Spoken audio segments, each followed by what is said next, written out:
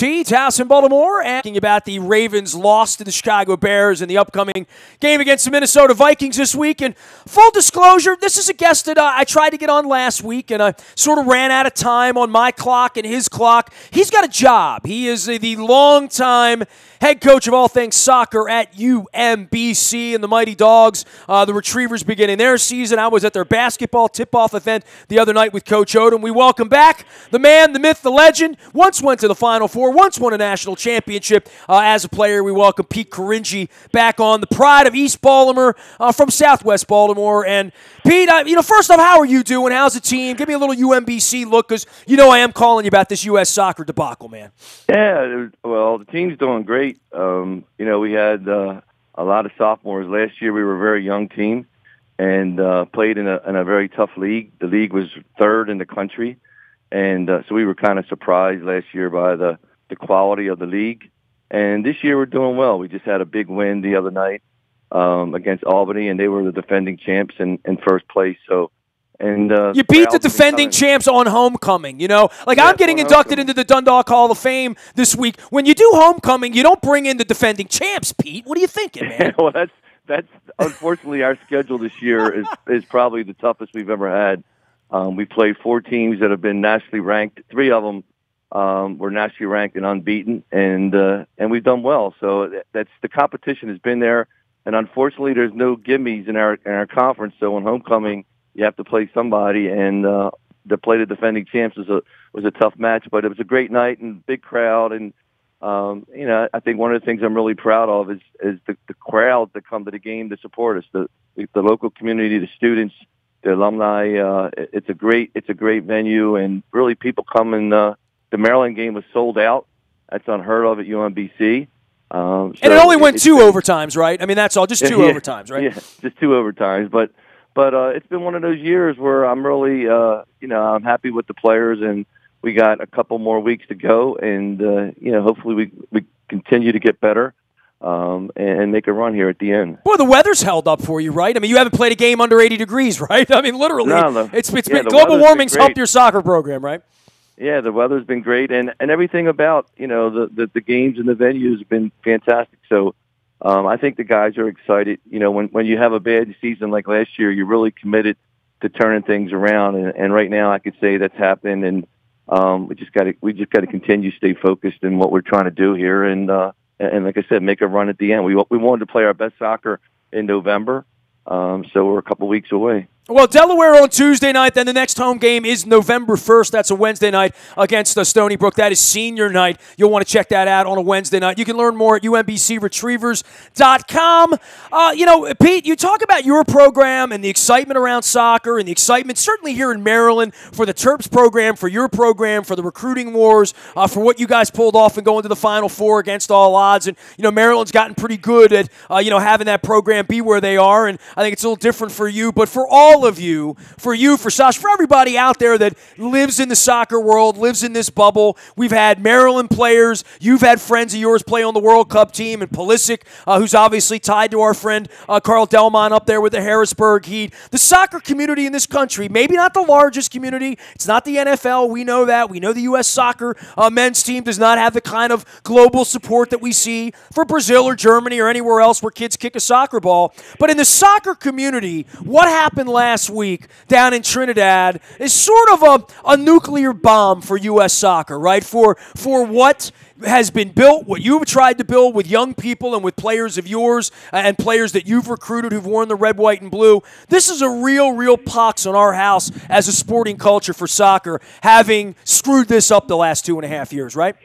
Yeah, no question. And I think it really does tell you, though, how far we've come. I mean, I've been on your show quite a few times. Well, it's only been 26 years, Pete. That's all, you and me. That's all. Talking about the World Cup and about the U.S. national team. And, I think the fact that we didn't make it says a lot, because the response was really unbelievable. And that kind of shows you how far we have come, because I think the last time we didn't make it, one, social media was not out there, but 2, just the response was not, it was almost, soccer people were upset. But I think even more the mainstream sports fan was upset, because people have been following the U.S. national team, and the World Cup is a big happening in the United States, regardless of if you're a soccer fan or not.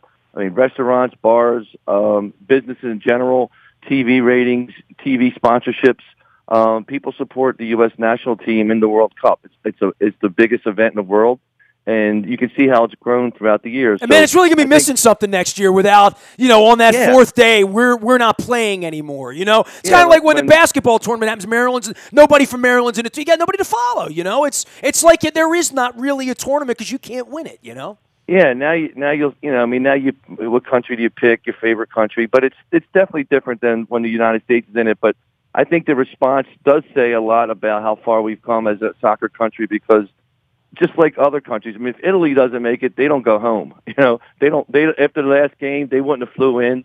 If Spain wouldn't have made it, they wouldn't have flew in the next day. They probably would have hid because they would probably been pelted when they came back to the airport. It's that kind of a passionate those countries. But the United States has gained a lot throughout the years. We are becoming more of a soccer country. Because of that, there's more. Concerns of, how do we go further? How do we, there used to be a project by the year 2010, we wanted to win the World Cup. And I remember that, and that was 12 years off.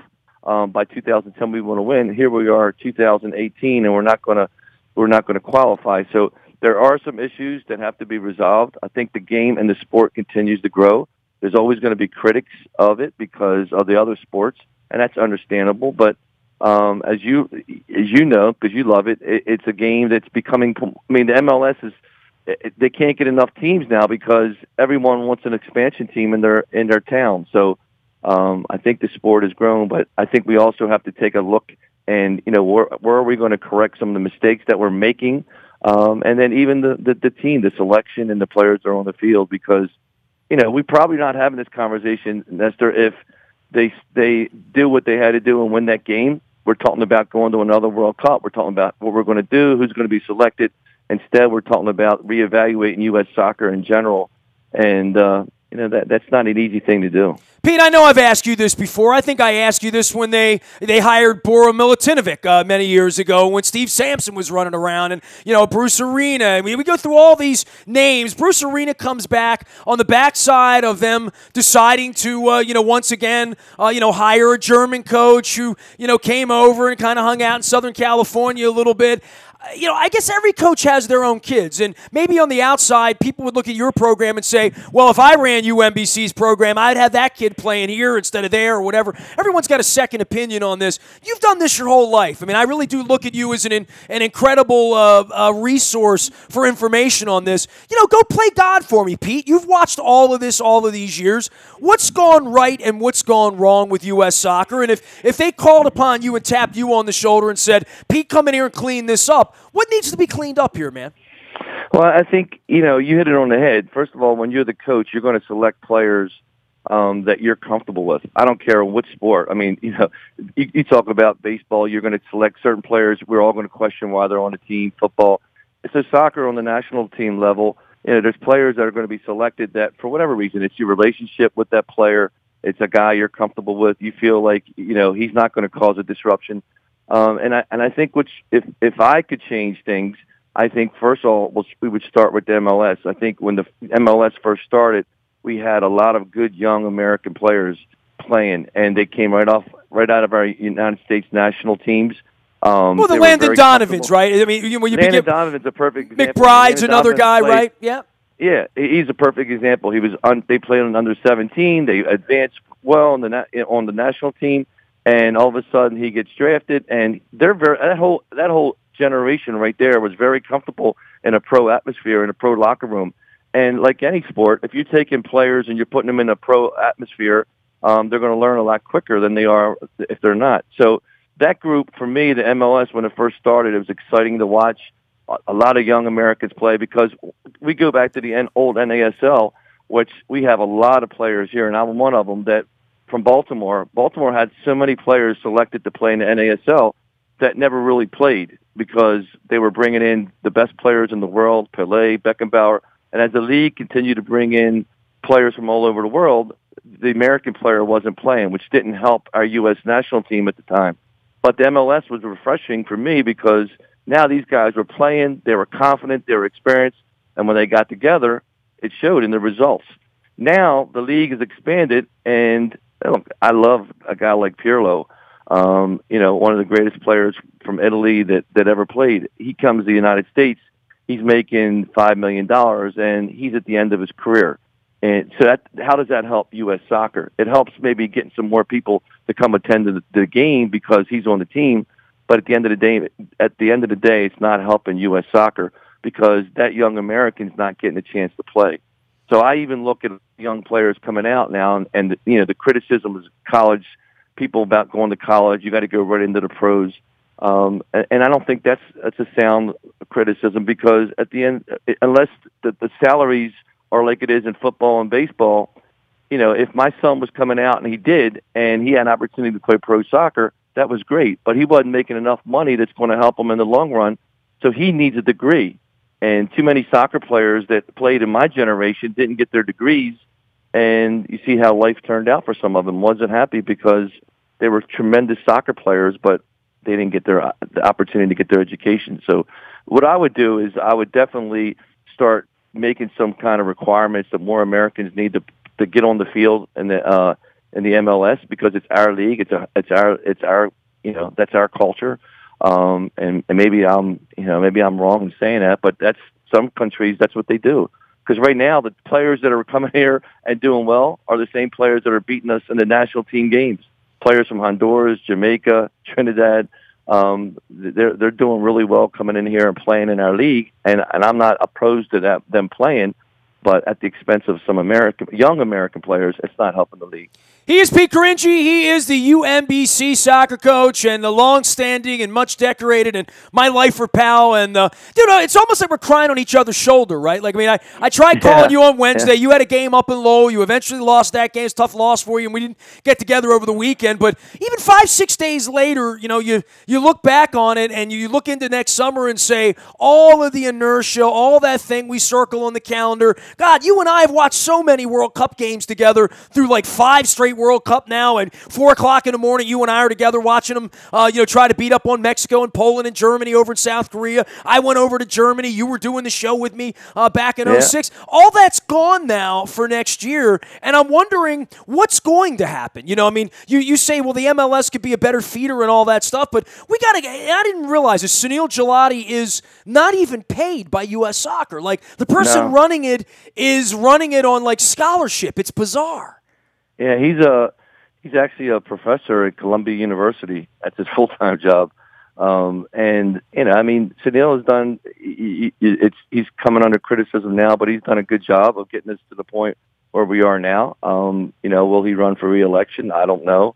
I've seen more people now state that they want to have that position, and I know there's a talk of Eric Winalda now getting involved and wanting to run for president of U.S. Soccer. So I think there's going to be a shakeup. Yeah, I've heard Tab Ramos' name being thrown around as well, right? But Tab Ramos' name is being thrown around for being the new national team coach. But I'm talking about replacing Sunil, Eric Winalda as a replacement.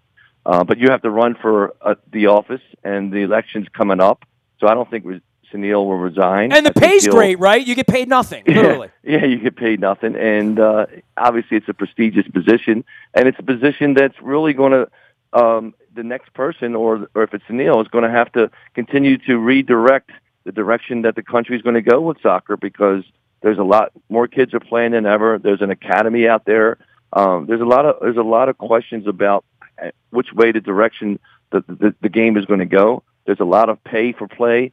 Which means a lot of young players and families are paying coaches more than ever to help assist them. So some of that is good, some of that is not good.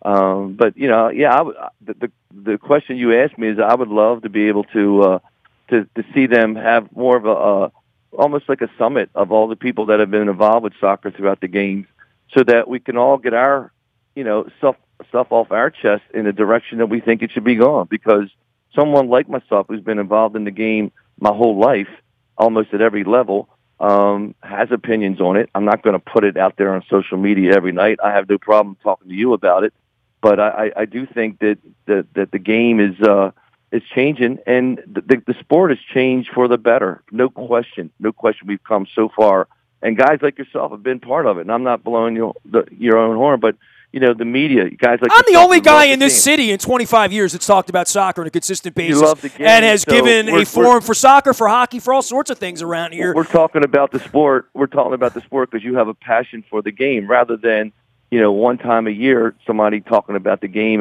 and being critical of it. I mean, it bothers me at no end to hear people that don't talk about the game at all, have no feeling for it, then all of a sudden get on the air and criticize it because we didn't win a game. They don't know why we didn't win the game. The bottom line is we played really, really well on Friday against Panama. It's probably one of their best performances they've had in a long time. Emotionally, I thought they were ready to play from the opening whistle. And it's almost like they won that game and didn't realize that, you know what, you got to win one more. And I think they were a little bit more arrogant than they should have been for that Trinidad game. But that's just my opinion. I don't have a feel for That's tough to go down there in a swamp, right, where there's 300 people in the stands. The field became an issue and other things, and they didn't play well, and they didn't deserve to win the game. And I'm sure, and right away, the coach comes under criticism, and the whole program comes under criticism if they win that game, just like an NFL football game. If the Ravens score a field goal, people aren't criticizing the Ravens against the Chicago Bears. Right, if Weddle strips the ball there instead of misses the tackle on Sunday and we kick a field goal and win the game. Everyone's raving about how the comeback and how excited we are. We're first place. Instead, we got to get rid of everybody. And that's sports. That's sports. And you know it. You've been around it, and I've been around it my whole life. So that's we wouldn't be talking about, the direction soccer is going to go in this country. We'd be talking about another World Cup if they just would have finished off what they should have, and they didn't. But in turn now, it does open up a lot of questions. Where do we go? What do we do with the academies? What do we do with all these young kids playing? In what direction they want to take it now because you have some time off, bringing young players in because that team was kind of old at the end. A lot of guys that were playing have been through the cycle for a while. But as you said, and I totally agree with you, when you're the head coach and you've had success with those guys, you're going to play those guys. You're going to bring them in. And that's what Bruce has done when he came into the pro MLS. He brought in a lot of guys from the University of Virginia that he had success with, and they won the championship. And me, when I coached the Maryland Bays and we won the pro league that year, there was a lot of guys that I was familiar with from the state of Maryland, and we won. So it wasn't a lot of guys that you're not familiar with.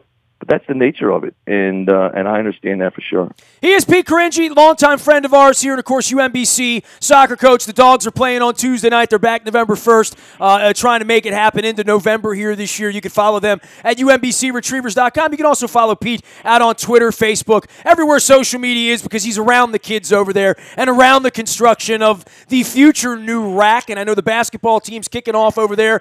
We got all sorts of things going on. Last thing for you, Pete. Pulisic and the local roots, and look, you've had a lot of local kids here. 15 years ago, we had kids from Highlandtown trying to make the U.S. national team, as well as Maryland kids on the team, and Zazu and all these guys. But listen, for you with this mistake and this problem, Pulisic's so tied to the next guy, right? Whether it's Dempsey or Donovan or Adu or whoever was going to save us, Tab Ramos 20 years ago, whoever, John Harkes, whoever that guy is going to be. Pulisic's now that guy. We don't know who the coach is going to be. Is there an American style, Pete? I mean, one thing I always hear about the really the European announcers and the people who speak with a little accent when they're on television, they talk about America not having a style the way Brazil does or the way Germany does. What is the American style other than to be a bunch of mutters and go around and wait for a loose ball and try to go? Because it's not speed, it's not precision passing, it's not any sort of special defense. I don't know what is the American game of soccer versus the world right now. Well, I think the American game is still evolved because it's such a big country. And I mean, that's the difference. And the Italian style or the Spain style is obviously something that's went through years and years of. It went through a same system of style of play. Here, it's kind of changed, and it's such a big country. Here in Baltimore, we play different than they play out in California. how the kids play in the Midwest is and isn't that the truth in football, like in basketball, too? The Big Ten always was the bruising division in basketball. The WAC always threw the football 65. It's different being in the WAC than being in the Big Ten or the SEC for football, different. right? And you've seen that, and that's the same. That's the same thing in soccer. I mean, each area, the Maryland, D.C., Virginia, has some of the best soccer in the country, and it's different. Kids are probably a little more technical. Out in the Midwest, the kids are a little bit more stronger. You might have a little bit more of a Latino flavor out in California. So the country's big, and it's never really going to be one style. And I think what has to happen is we have to, like anything else, I think we have to understand that when we're selection of the players, it's always been a little bit more political too. And that's what also bothers me, because there's a lot of good players in this area that maybe should get a chance to go look to play, because they're successful at every level. They're successful at the youth level. They're successful in high school. They're successful in college. They're successful. They just don't get a chance to be shown. And Maryland's always had some of the best soccer players in the country. You know that. So I think it really does become the selection process of how guys are getting picked.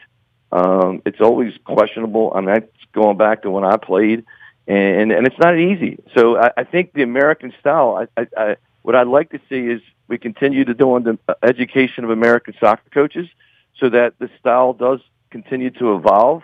Obviously, we have some great athletes, but, for every great athlete, you need some technical great players like a Messi. I mean, Messi's not a great athlete in the sense that he's not big and strong, but his technical abilities is second to none. So, can we develop Messi's? Because there's some people out there in our country right now that are coaching wouldn't let a Messi on their team because he's too small and he's not big and strong enough or quick enough as a young player. So that I think has to be addressed, that the style continues to evolve. It's such a big country, and you need to be able to look all over and one, develop the young kids, and two, have scouts out there looking at them so that they can bring them in and give them an opportunity, because there's so many players playing, and it does become political in some sense, and that's not fair. I remember when Clint Mathis was going to save us, right around the time Freddie Adu was. It's always the next savior, though, right? I mean,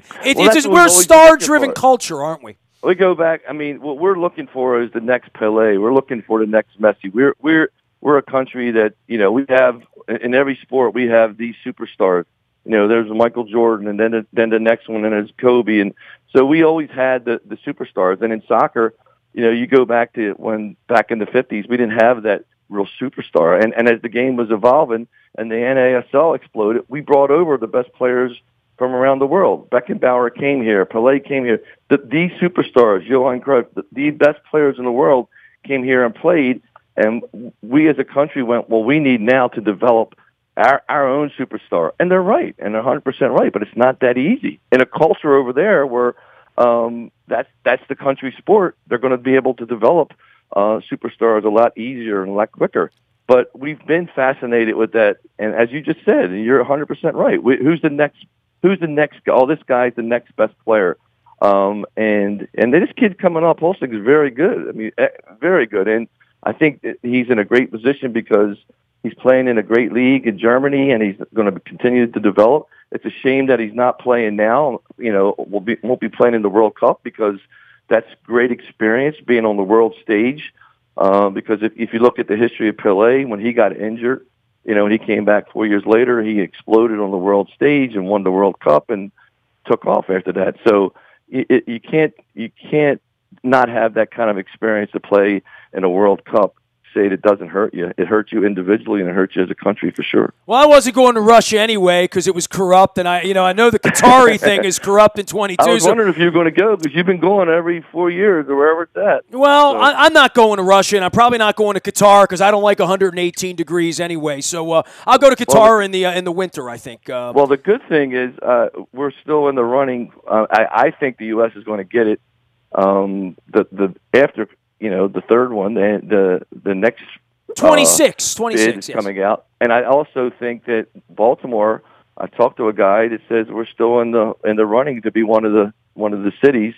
either way, it's going to be Baltimore or Washington. Hey, dude, you want straight out corruption? When you host the game, you get an automatic qualifying bid. We certainly could have used the automatic qualifying bid in 18. That's for sure. Yeah, right? Exactly. Yeah. So Baltimore's possibly one of the cities that would play, and that would be phenomenal because the last time I came here, I was fortunate, as you know, to be actually in the locker room and on the field for the World Cup games that were played in D.C. and that was just an unbelievable experience. And hopefully the U.S. gets the bid, and it would be phenomenal if Baltimore could be one of the cities that's hosting because of M&T Stadium.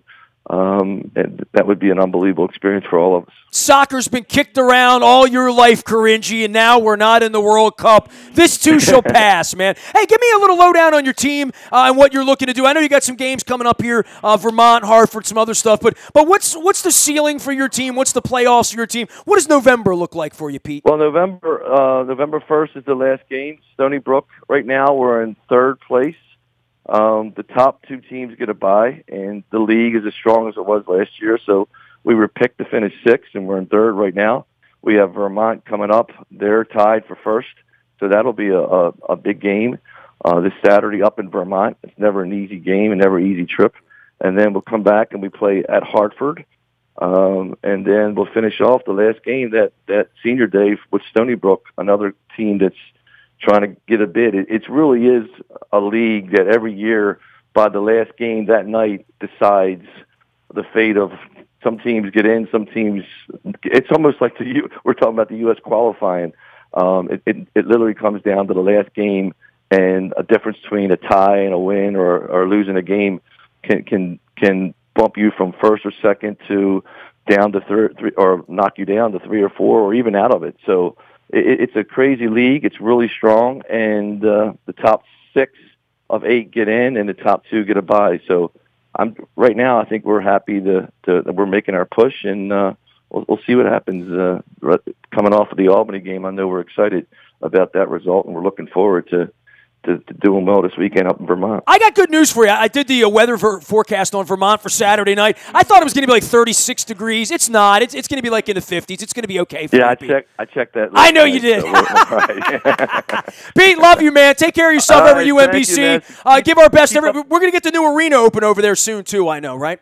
Yes, and keep up the good work, man. Keep supporting the game. You've been one of the ambassadors from Baltimore with soccer, and I can tell you I really appreciate that, and I know a lot of other people do too. Love you, Pete. Congrats on the Dundalk Hall of Fame. Oh, see, the word even reached you on that, man. There's no higher honor than that, right? That word hit the Hollandtown area. Nasty's going into the Hall of Fame, man. I can't wait to hear that speech. Jeez. From now on, they're going to refer to me as Hall of Famer. They're giving me a gold jacket, I think, from what I understand. I know after you get in, no longer will I call you Nasty. I'm just going to call you Nestor Aparicio, HOF. Hey, just call me Hall of Famer. Go. Just call me Hall. H for short. See you soon, Pete. Be well. Right.